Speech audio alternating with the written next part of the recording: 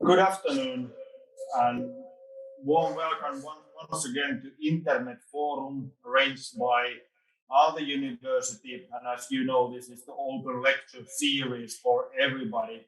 And you can watch these lectures either online or watch the recordings afterwards. And of course, this is part of our education here in Aalto University. So warm welcome our students as well.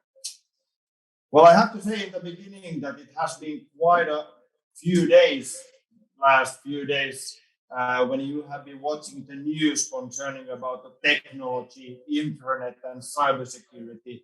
The main news has been about the Pandora papers, the data leaks, and of course we have followed and still following what is happening with Facebook, Instagram, and WhatsApp, which seems to be back online once again.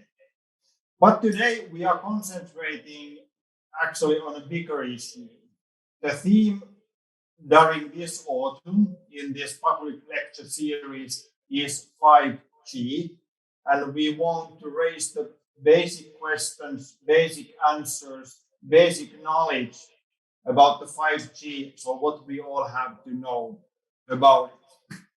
And as you know, this is the third lecture. We started a few weeks ago. Harri Holma from Nokia kept the opening lecture.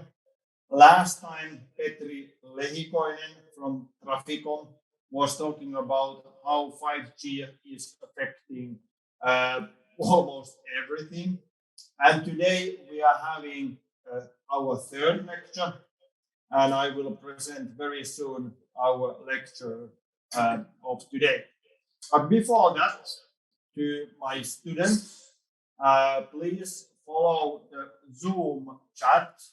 So if you are using Panopto, go to the Zoom, because otherwise you can't see the code that I will be putting shortly to the Zoom's chat. And that's the code that you have to put to my courses in order to show your attendance of this lecture. But warm welcome, Johan Torsner from Ericsson, Finland. How is your Tuesday? Thank you, Jarno. It's a great Tuesday. Thanks for inviting me here. I'm very happy to give this talk to you today. And we have excellent topic for your lecture, 5G for industries. And I learned before we started that you have worked in Ericsson more than 20 years. That's true. Not on this topic, though, but I've been in the company for 20 years, yes.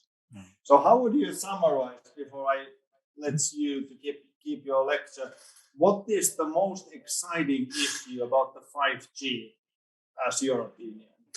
Yeah, I actually think that the most exciting thing with 5G is actually the ability to address industries. Because if you look at all the previous generations of mobile systems, they have been focusing on consumers, and mobile broadband, data for consumers, and so on. But here we are adding something new. So to me, this is the exciting part about 5G. I can see that you are excited. Yeah. Hey, warm welcome from my behalf and from all the universities' behalf. 5G for industries, our lecture today given by Johan Torsner from Ericsson, Finland. Please. Thank you, Jarno. Glad to be here. So as Jarno already said, my name is Johan Torsner, coming from Ericsson. I have a role there where I'm leading a unit within Ericsson Research called Radio Network Solutions, and we are focusing, among other things, on 5G for industries.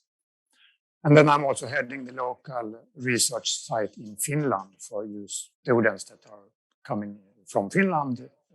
If you can also approach me in that context.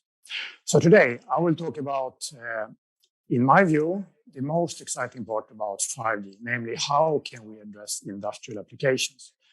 Because already when we started to sketch on what 5G should really be about, it was clear that we wanted to take a much larger scope than just continuing on the same track as has been for previous generations.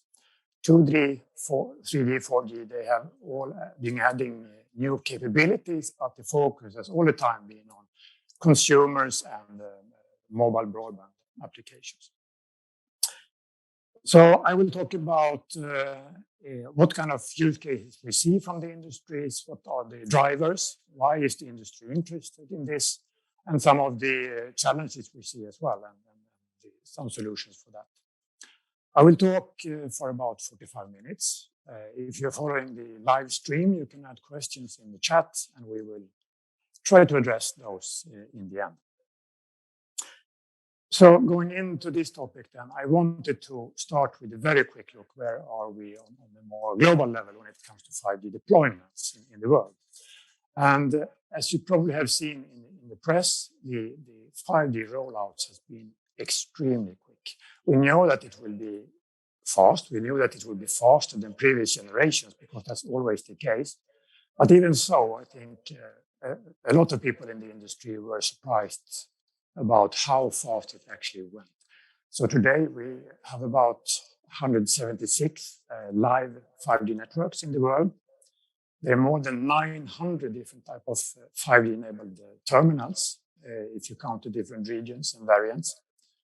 And we estimate that about 25% of the population will have 5G coverage by the end of this year. This is, of course, large variations between regions and countries. So if we take one very mature example in South Korea, we see that there's already more than 50% of the population that have 5G coverage. And people are also using a lot of data over 5G. In average, 27 gigabytes per month, which is clearly more than they were using over the 4G network. So this is changing people's behavior. But if you look at the use cases that stands for this growth, it's almost entirely mobile broadband. So internet access, watching Netflix videos, making phone calls. So very similar to the use cases that have been present in 4G. And what I would like to talk to you about today is then what 5G can do for industries. If you have seen any 5G presentation before, you have probably seen this kind of rough division of use cases where we try to divide the field depending on what requirements we see on the connectivity. We have the mobile broadband that we talked about today. That is what all of you have. If you have a 5G phone, you're a mobile broadband user, basically, when you use it at home. And that stands for the vast majority of this growth that we see today. Then we have fixed wireless access, which is closely related. For the end user, the use case is pretty much the same. You still do the same things as you do in the mobile broadband network, but you do it at a fixed location, for example, at your home. There's a slight difference in user behavior. Typically, users consume more data when you're at home. But there are also possibilities in the network to optimize for these scenarios, since you know where the user is going to be. You can have special antennas on the houses, for example, and you can optimize the network deployments to suit the locations where people live. So from a business and deployment perspective, it's a bit different, but from a use case perspective, it's very similar. But then on top are some segments that are more interesting than from an industry perspective. We have on the upper left something that I will not talk so much about today, the massive machine type communication. That is about sensors, meters, actuators that don't require very much data, but they have different type of requirements. For example, you may need a very long battery lifetime or very low cost and so on. So you do find these kind of applications in industries, but I will not focus on that today. And then we have the critical machine type communication. And this is then applications that have strict requirements when it comes to low latency, so low delay in the communication, high reliability as typical examples. And this is something that has not really been addressed in previous generations of mobile systems. So we will focus a little bit more on this segment. And when starting up the work towards 5G for industries. This was a new area for the whole industry. When we talk about mobile broadband, we knew that segment very well. We have been addressing that for decades. So the use cases are known, the requirements are fairly known, and we could develop the next generation, in this case 5G, fairly easily. But when it comes to industrial applications, we didn't really know 5 years ago what were they really. What did the industry really want to use the 5G for, and what were the requirements on the connectivity? So this required quite deep engagement with industrial players to find this out. And for this purpose, in Ericsson, we started a program we call 5G for Industries with the purpose to engage with industrial players, to explore together with them what use cases do they have and what does it require from the future 5G systems, and then make sure that that is captured in the standardization and in the system design and so on, and start to build the ecosystem around this.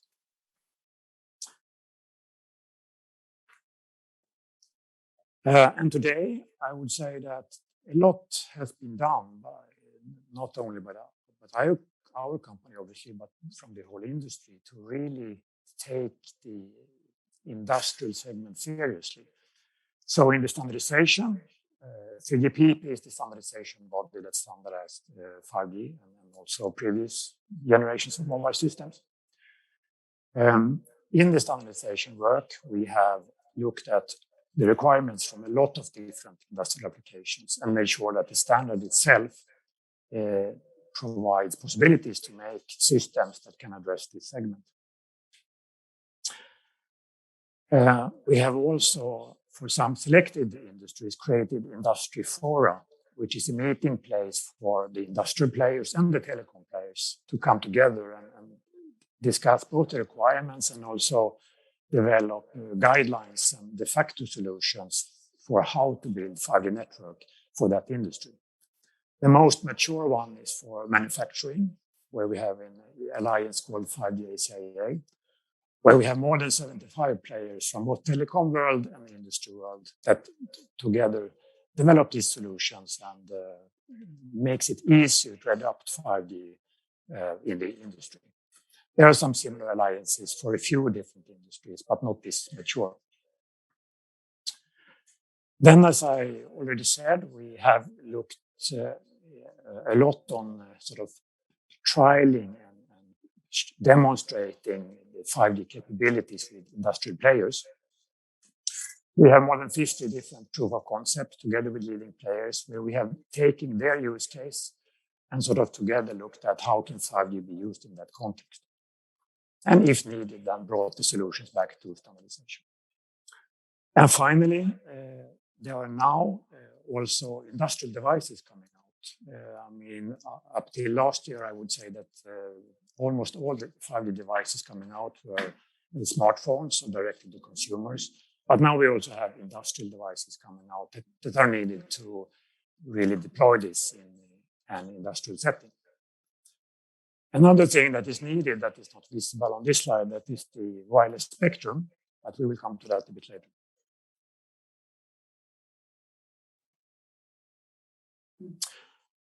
And when it comes to the commercial uptake then of using 5G in the industry, there is a broad interest. We can see that from many different industries.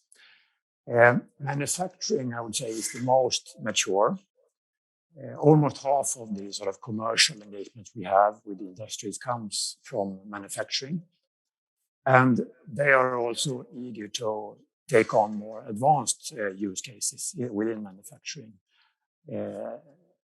When it comes to other industries, there's a lot of interest, and there are also plenty of commercial 5G deployments for those industries, but they are often focusing more on things like connected workers, so video and speech and messaging communication for workers, or then a little bit simpler automation tasks that can sometimes be addressed already with LTE. So that happens quite a lot, that an industry starts with LTE, starts to build the use cases and understanding, with the ambition to move into 5G later on. But in this graph, you see the sort of the breakdown of the sort of commercial engagement that we have seen and how that maps into the industries. So it's a very broad industrial interest in 5G.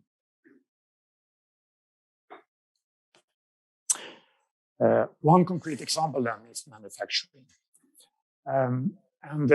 Then you can ask first, why is it interesting to deploy 5G in a factory? It's not so that the connectivity in itself has a value. It's really what you can do with it.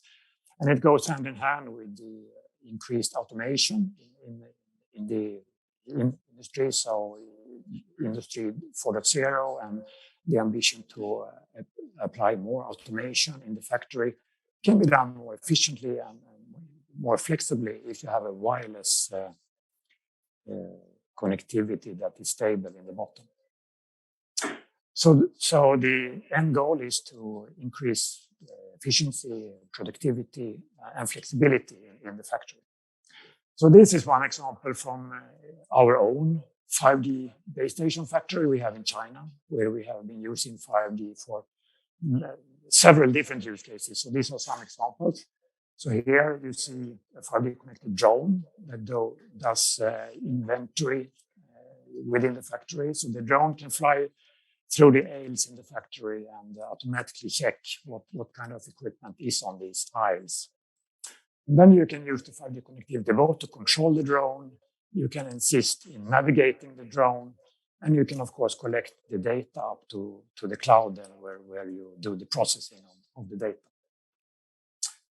Another example is the 5G controlled AGV, automated guided vehicle. And that is then basically an automated truck that goes from different points in the factory to pick up things and drop it off somewhere else. And that is also connected over 5G, which means that you can both give it tasks to control where it should go, what it should pick up, and so on. And you, of course, do the navigation also over 5G.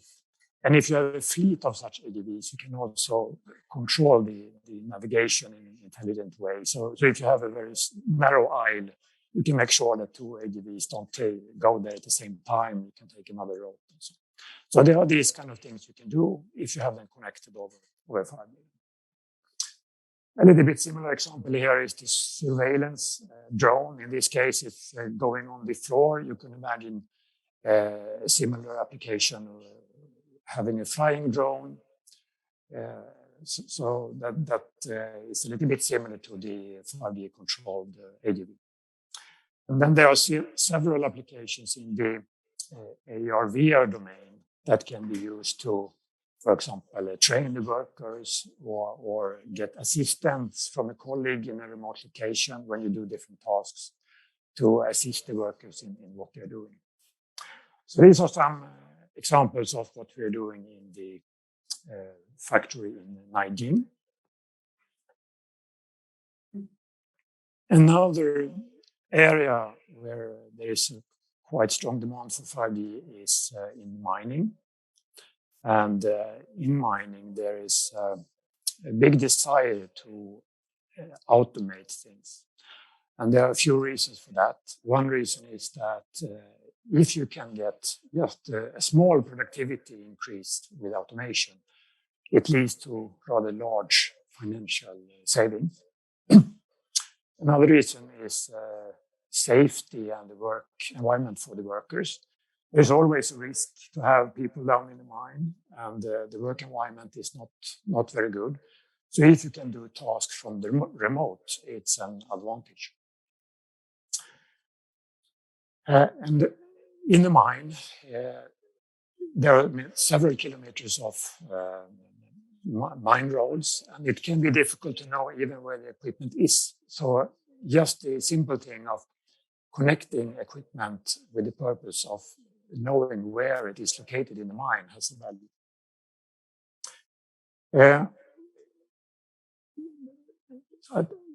There are many machines that where it would be interesting to have a combination of autonomous operation and remote operation. So if you could have it completely autonomous, so you don't have any human involvement at all, that would be the best. But at least today, that is often not feasible for the most demanding tasks. So it could be so that this wheel loader here in the picture, for example, it might run on autonomous mode when it moves from one point to another in the mine, or from the deep in the mine up to the surface. But then when you do some critical task, you need to take it over with manual operation. And when you do that, you don't want to send the person down all the time, all the way down to the mine to perform these tasks and then go up again, because then you may lose 1 hour of work time just for that. So if you can do it from remote, from the surface, that's a much better solution. If the technology is with us now, we will take a look at the video, looking into the mining example a bit closer.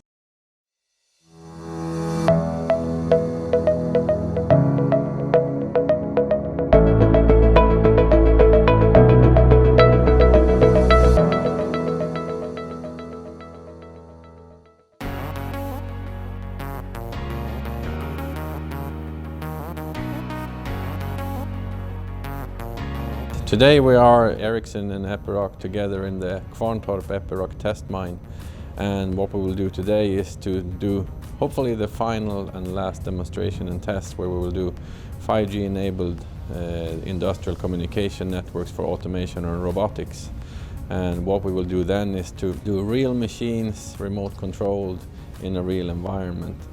So what we're doing today is a good example of what we call the mining ecosystem. The ecosystem meaning that we have these machines and we have the communication network from telecoms like Ericsson, and we also have modems that are on the machines, we have cameras that are on the machines, and all of these parts are for completely different types of industries. So really, cameras has been made for a certain type of application, the machines are made for an application, the telecom networks are for another application, and really in theory they should work well together.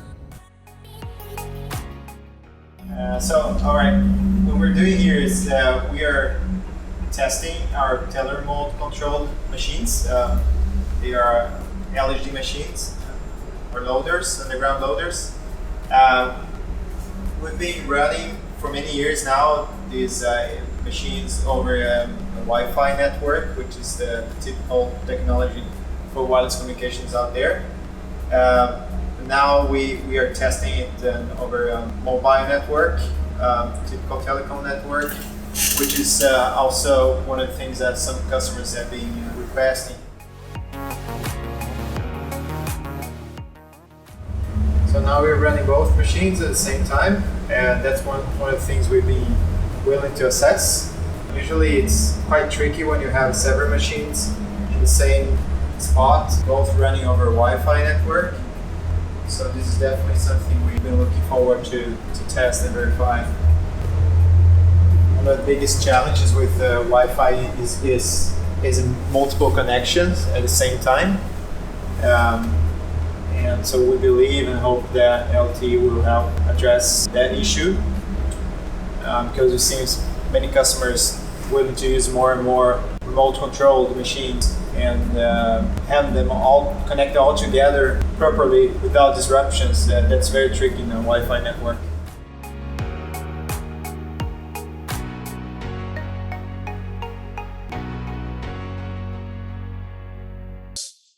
So in this video, you could also hear my colleague talking about some additional challenges beyond the pure connectivity. There's a whole ecosystem that needs to work together. There's the 5G network, there are the devices, in this case, there are the remote controlled machines, etc. And they need to interact in a predictable way. Right, so then what is the industry really asking for when it comes to 5G?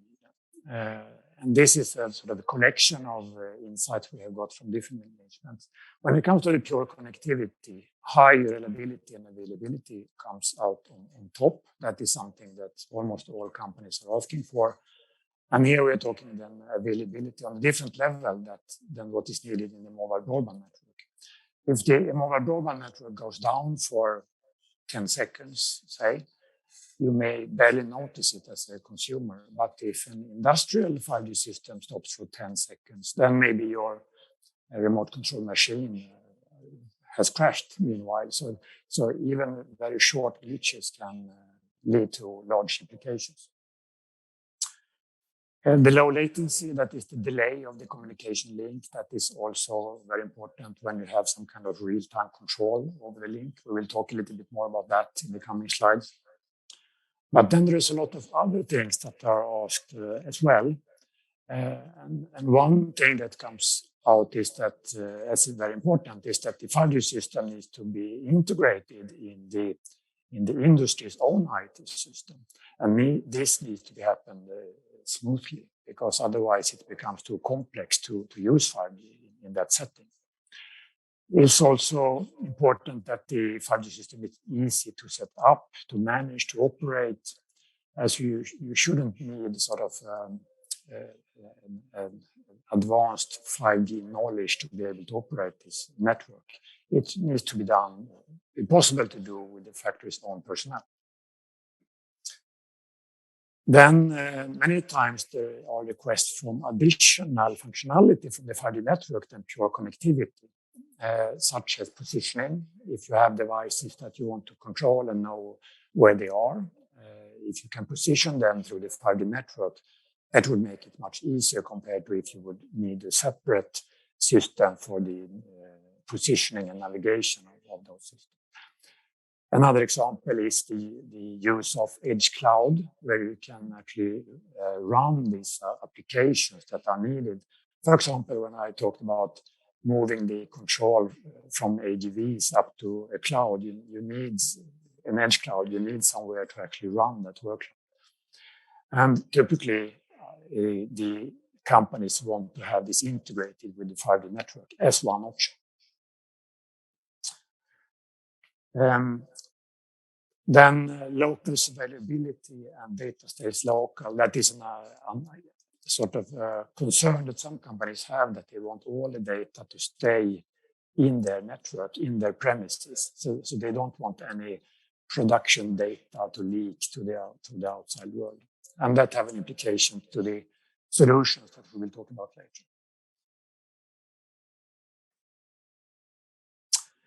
later. Then I want to speak a little bit extra about time-critical communication, which is a very common class of requirements that we hear from the industry.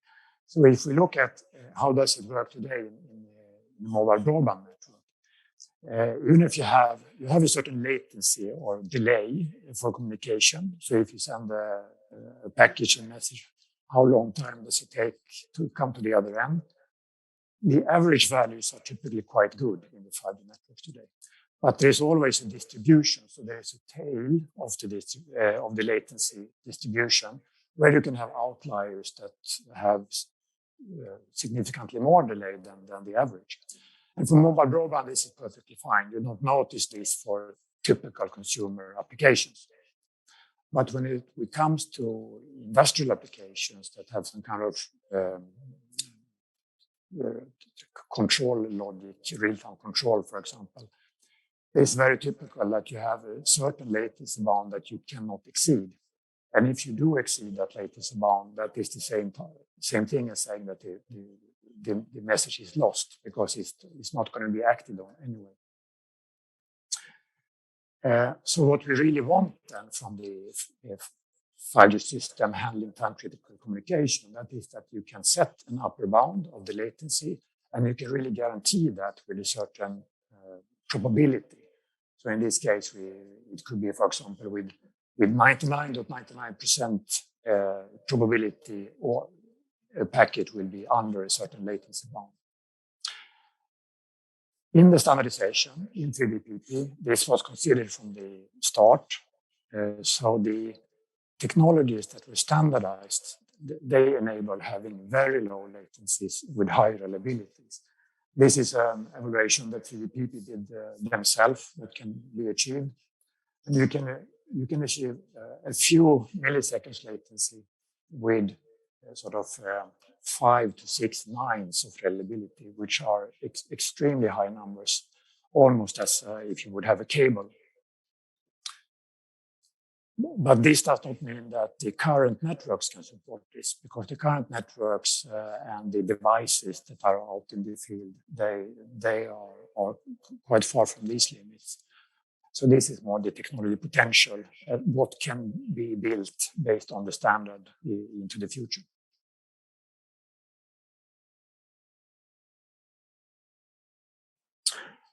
Taking a little bit look about on the standardization, I will not go so much into this, but the standardization done in 3GPP, that is sort of a multi-year effort. Obviously, it takes many years to standardize a new generation of mobile systems, and it's done in different steps, in different releases. So in the first release, the release 15, there all the fundamentals for the 5G system were done. And that also includes the fundamentals for addressing the industry. So the fundamentals for the time-critical communication, or as it's called in 3GPP, ultra-reliable low-latency communication. That is there from day one in the first release of the standard. Then we have been adding more and more advanced functionality along the way. So in release 16, there were explicit support for devices that follow the IEEE protocol that is called time-sensitive networking. So that is an industrial protocol used in the industry. And there are some specific features added to, for example, synchronize devices with each other. So if you need things to happen at exactly the same time in different nodes, you can achieve that over the 5G network. And there were also some enhancements done, for example, on positioning for industrial devices. And then on later releases, there have been enhancements done to increase the scale and efficiency, so you can have more devices using the same radio resources. And finally, in release 18, which is work that is starting up right now, we try to expand the use case dimension or the ecosystem even more. So we add some new type of verticals that are not addressed earlier. So, for example, connected drones, AR, VR applications, and so on. So this is just to give a flavor for how the standardization looks like in different phases. But the basics are there from the day one. And then this release 15, that is the standard release that the commercial networks are built on today, mostly with a few selected release 16 features.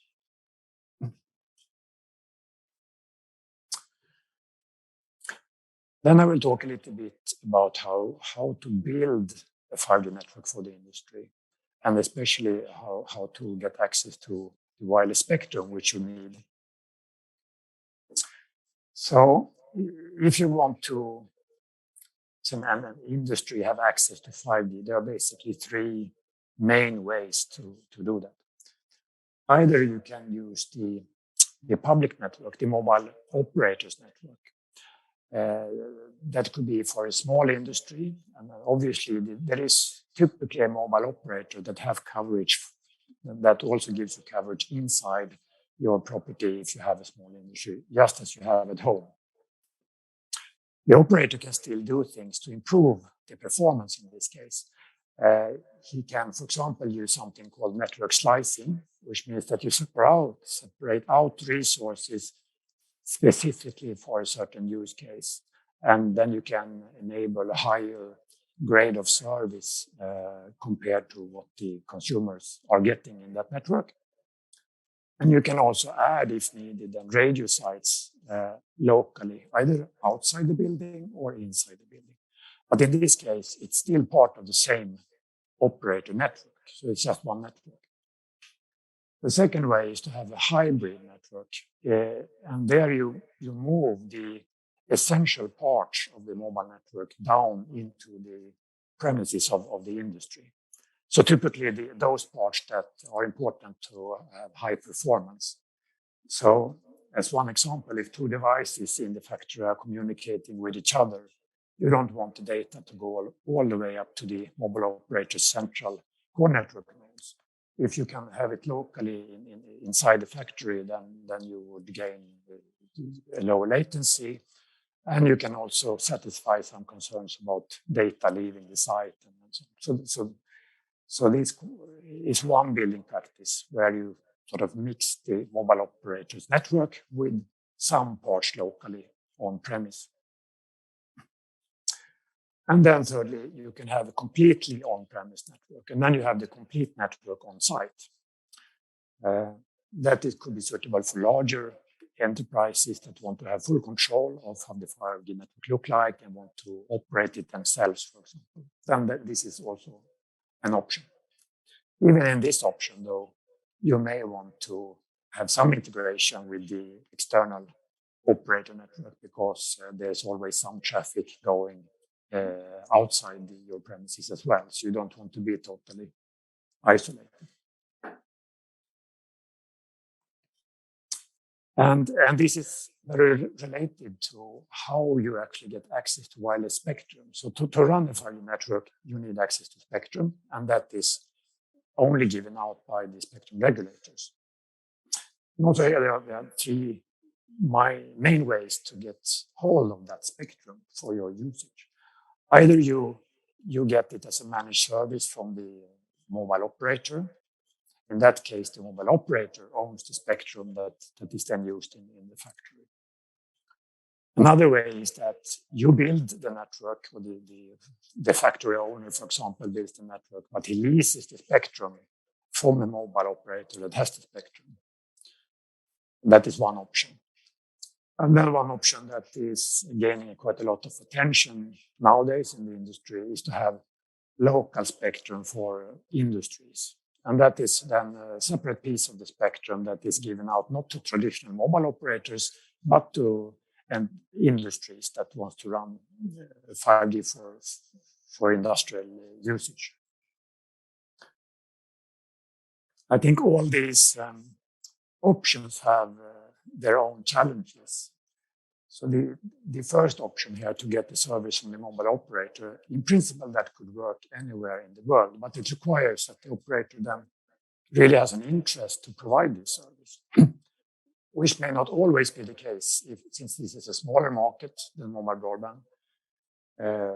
So he may not be so interested to build this high performance network for just one factory, for example.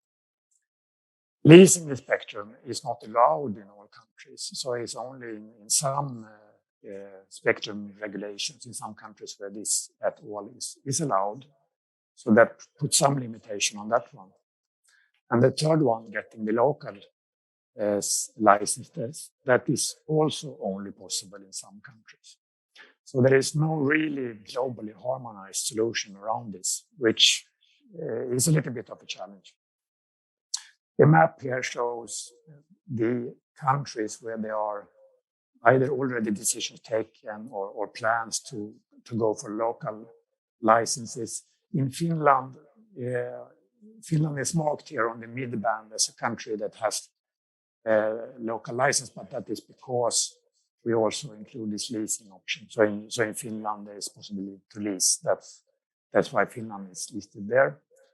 Otherwise, typical countries that are going for these local licenses now in Europe, it's for example Sweden and Germany that are quite early out in this field.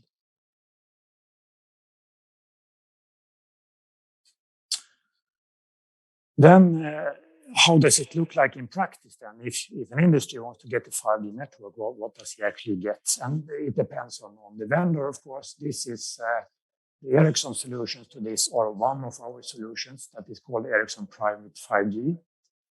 And then you can buy a complete 5G network in a box. So it has all the central parts in the same box. And it comes in a few different sizes depending on your needs. But, and it looks a little bit like this, like an industrial PC rack, basically, where you have then servers for the core network and the the radio parts and some other functionalities. And then the radio parts can vary depending on if it's an indoor installation or if it's outdoor, and how large area do you need to cover, and these kind of things. So I wanted to show how it looks like for a typical indoor application. Then this is the radio port, which is called the radio dot. So that this is Ericsson product. If you have another vendor, it could look slightly different. And if you have an industrial campus, then that is shown in this picture, you can have the 5G in a box in one of the buildings, and then you basically deploy these radio dots in the roof or in the ceiling and connect them with standard Ethernet cables. And if you have several buildings you want to cover, you can do that as well with Ethernet cable or fiber if the distance is large. And this is then one way to get rather high performance in indoor location, such as a factory or a university building like this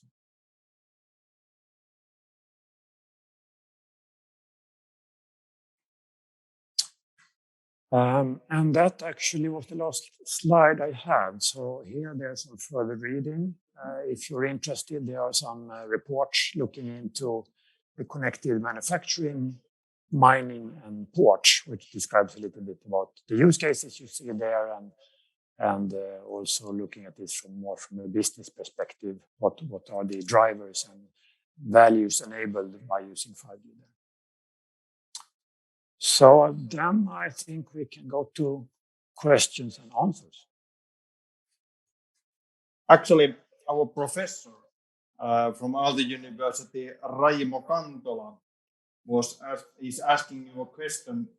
What is the status and take-up of SI devices have not really seen any working off the shelf? Yeah, I can't say exactly how many devices that are SA capable. There are some, but I don't know how many. Okay. So this is coming. There are a number of SA-enabled networks for sure, which means that there are also SA devices. But how many of these 900 something that are SA that I can't really say. So for those of you that don't know what SA is, that means standalone. So the 5G comes in two flavors.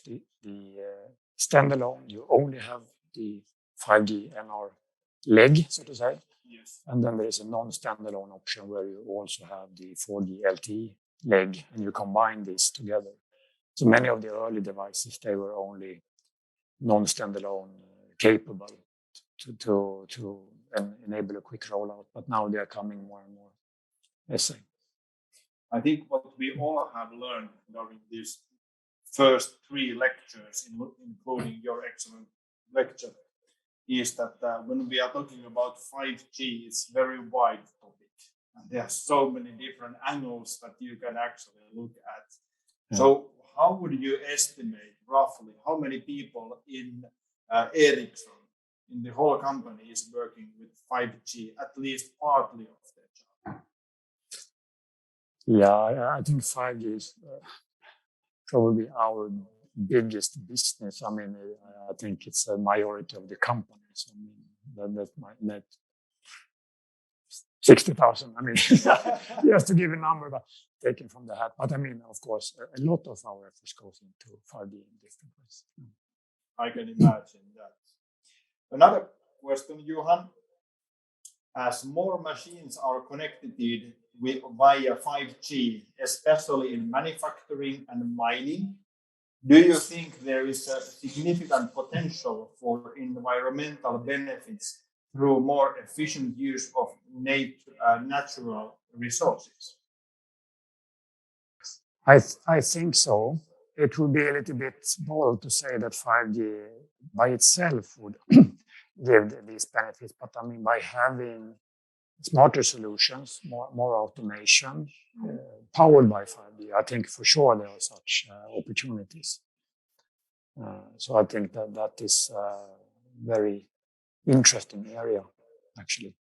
And one simple example, more close to us, is maybe this kind of virtual meetings that we have today, when people are working from home over 5G and so on, where you don't need to travel.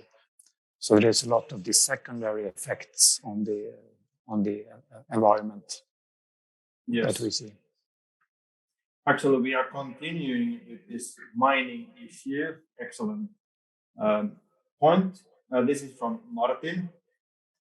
Question: mining use cases. How does a private network topology look like in this setting? What is the base station built out, and is everything hardwired back to the surface? And another question: are the 5G private networks full 5G spectrum? Easy questions. Full 5G spectrum. Maybe he can I answer the first one first, and he can clarify. Let's take one at a time. And he can clarify. So the first one was about mining and how does the network deployment look like? And that's a very good question, because the radio propagations in a mine are very special, like with these very long aisles, and they are not so easy to handle. We have found that one quite good solution is actually to use this, what I just showed for indoor deployments, these radio dots.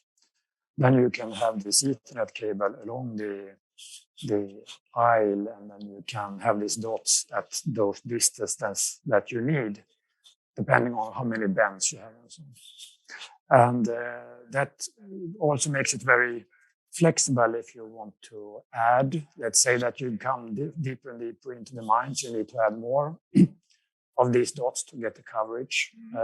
It's very easy to add those. And then there was a question, is it hardwired? So yes, I think right now, I believe they are hardwired to the surface. There was some question about private networks and does it use the full 5G spectrum, if I remember correctly. Yes. And if we take this example with these radio dots, then this rack that I showed that stands maybe in the basement or some in the machine room, that covers the whole spectrum. But these are then for a specific frequency band. So this, I believe, is a mid-band, 3.5 gigahertz roughly.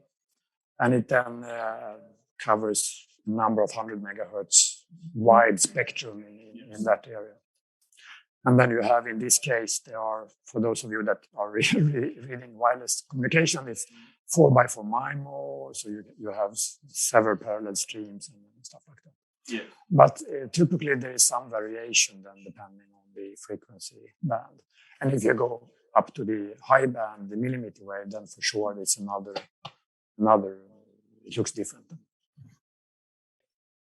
Okay, thank you everybody for your understanding. Martin will, Johan, continue the mining question, clarification to mining question. Basically, is there use for MM wave in a mine, for example?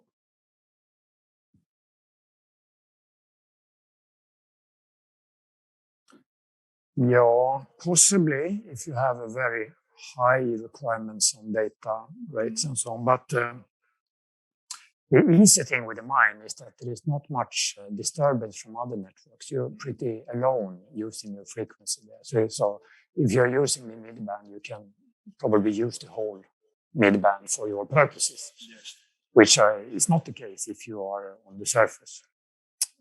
So I maybe don't see a super strong driver for going millimeter wave there, to be honest. Good.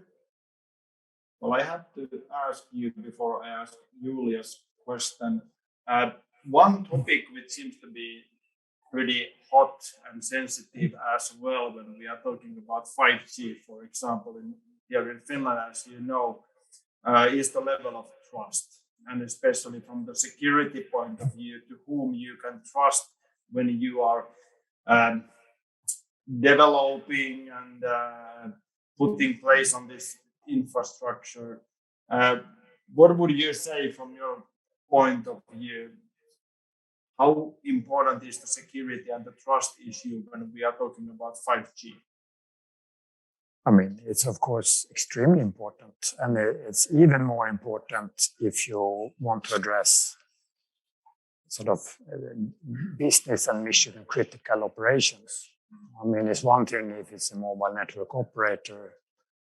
If it would be hacked, it's of course very bad. But if you would hack the 5G system controlling a nuclear power plant, for example, it's on another level. So for these kind of industrial applications, I think it's even more critical. Yeah. And it's a broad area, so there's a lot of things that must be in place there to have it, as he phrased it, trusted solution. Absolutely. And by the end of the day, pretty political questions as well. But we are not going to politics here.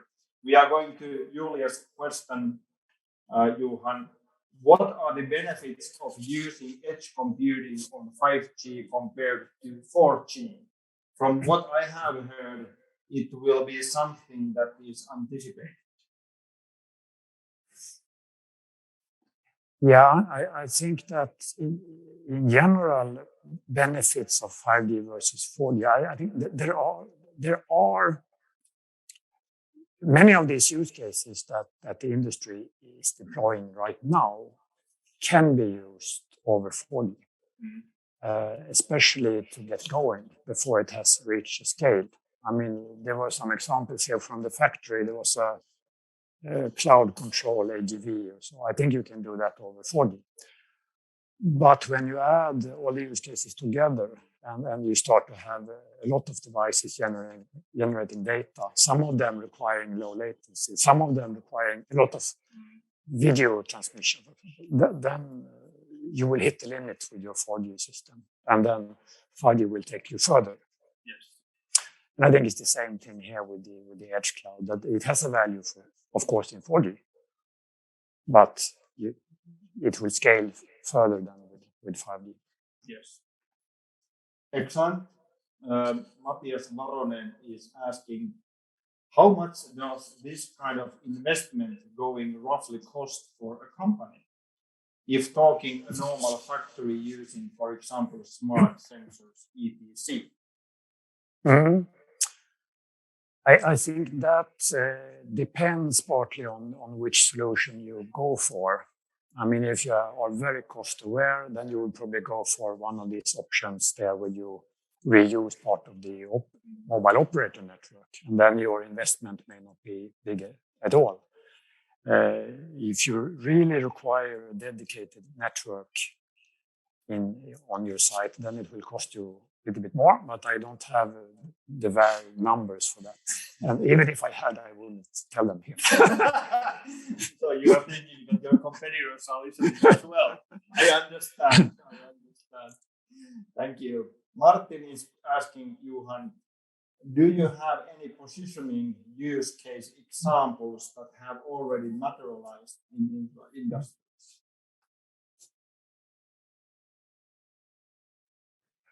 For industries? Yes.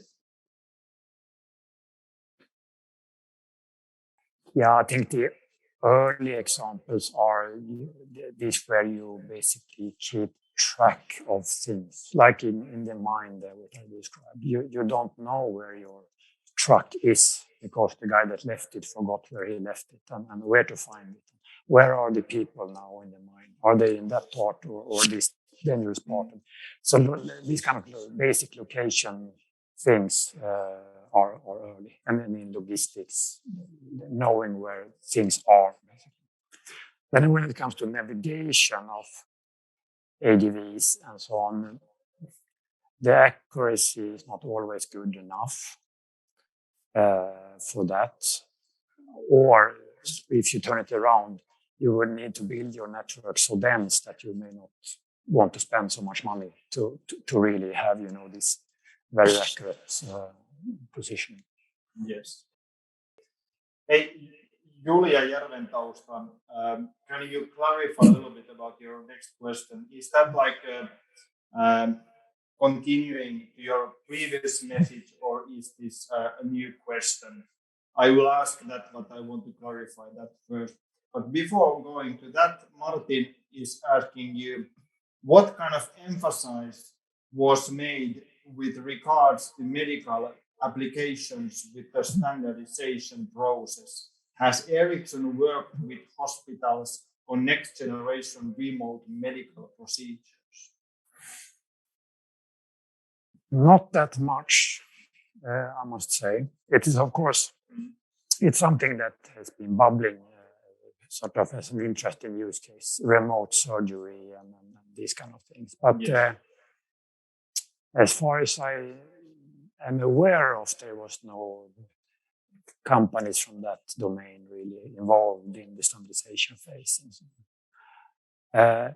But I think the general requirements from controlling machines from a remote, we believe are fairly similar. If you talk about a remote control surgery robot or a remote control other type of robot or some other machine, it's a little bit similar requirements that we see coming. So I wouldn't be too worried about that particular thing. Yes. Thank you, Julia. So Julia is referring to her previous question, 5G compared to 4G, and specifically what new it will bring on a deeper level. How would you summarize? On a deeper level? No. I don't know what was meant with deeper level, but I think if we make a comparison, what was new with 4G compared to 3G? I think the bulk of the use cases that are used in 4G, they also work to some degree in 3G, but not so well. And with 4G, they really took off, and it became large scale applications and so on. So when it comes to this mobile broadband thing, I think it's a little bit like that the applications in that area, they are not brand new, but they work better. You have more resolution, you have snappier reaction and all that. When it comes to industrial applications, I actually think that a lot of industries, they will, just from a timing perspective, they will not invest in 4G for the new factory, because it's old when the factory is done, basically. So that will create a natural division naturally.